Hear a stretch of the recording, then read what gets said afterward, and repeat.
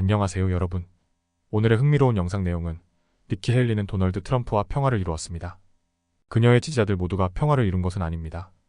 그리고 워싱턴 포스트 직원들, 구독자 이탈로 인한 파장 우려에 관한 것입니다. 우선 좋아요 버튼을 누르고 채널 구독 및 알림 설정도 잊지 마세요. 여러분의 관심과 지지가 저희에게 큰 힘이 됩니다. 첫 영상은 월스트리트 저널의 기사에서 니키 헤일리와 도널드 트럼프의 복잡한 관계를 소개하려고 합니다.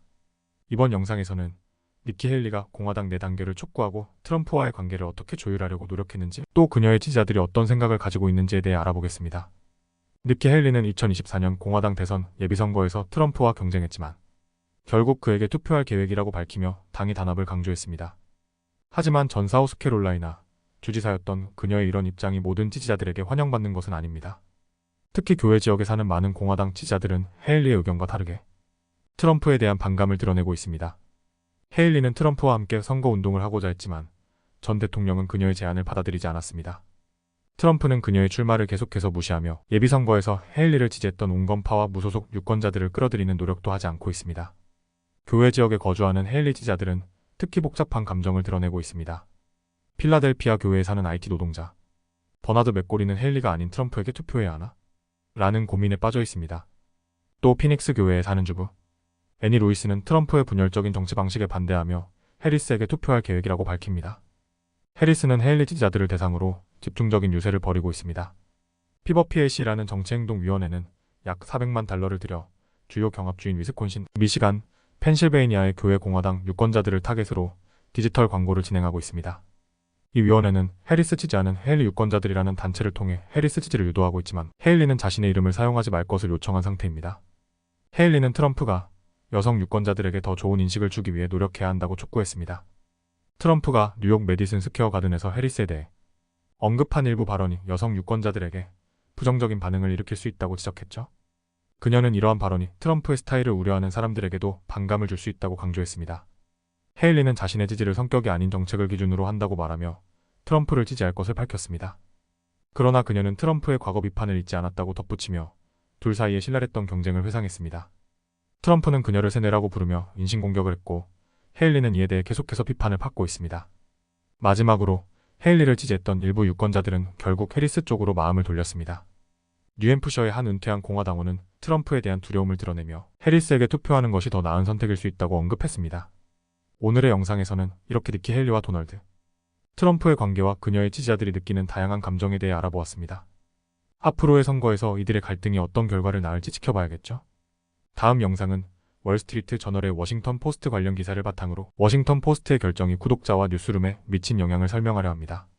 이번 영상에서는 워싱턴 포스트가 2024년 대선 후보를 지지하지 않기로 한 결정 이후의 상황과 직원들의 반응을 살펴보겠습니다. 워싱턴 포스트는 이번 대선에서 특정 후보를 지지하지 않기로 하면서 논란에 휩싸였습니다. 제프 베조스 소유주의 결정 이후 수십만 명의 독자들이 구독을 취소하면서 신문사의 구독자 기반이 위협받고 있습니다. 이런 상황에서 포스트 기자들은 소셜미디어를 통해 구독자 이탈을 막기 위해 노력하고 있는데요.